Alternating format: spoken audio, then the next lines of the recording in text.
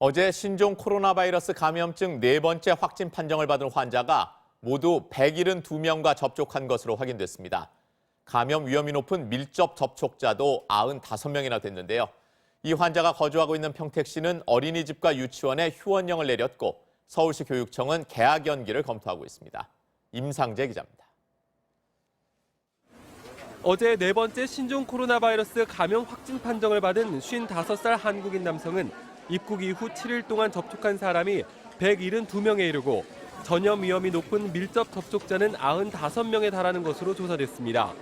질병관리본부는 밀접 접촉자 대부분이 항공기 탑승자와 공항버스 탑승자, 의료기관에서 함께 진료를 받은 사람 등이고 접촉자 가운데 가족 한 명이 유증상자로 분류됐지만 음성으로 확인됐다고 밝혔습니다. 보건당국은 네 번째 확진 환자가 평택 의료기관에 처음 방문했을 때 아무런 조치가 없었던 데에 대해선 우한 방문 여행력이 DUR 시스템에 조회됐지만 환자가 명확히 확인해주지 않았다고 설명했습니다. 한편 어제 네 번째 확진 환자가 나온 이후 아직 추가 확진자는 없는 것으로 확인됐습니다. 다만 신종 코로나 바이러스 감염증과 유사한 증상을 보이는 조사 대상 유증상자는 112명으로 어제보다 55명 늘었습니다. 이 가운데 바이러스 검사 결과 음성 판정을 받아 격리 해제된 환자는 97명이고 15명은 현재 검사가 진행 중이어서 추가 확진자 발생도 배제할 수 없는 상황입니다. 감염병 위기경보가 경계로 격상되면서 범정부 차원의 대책들도 쏟아지고 있습니다.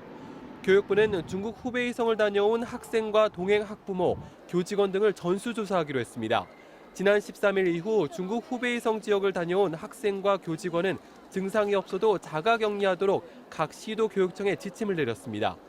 서울시 교육청은 개학 연기나 등교 중지도 현장 의견 수렴과 교육부 협의를 통해 검토하겠다고 밝혔습니다. 네 번째 확진자가 발생한 평택시는 관내 어린이집과 유치원에 대해 오는 31일까지 휴원령을 내렸습니다. MBC 뉴스 임상재입니다.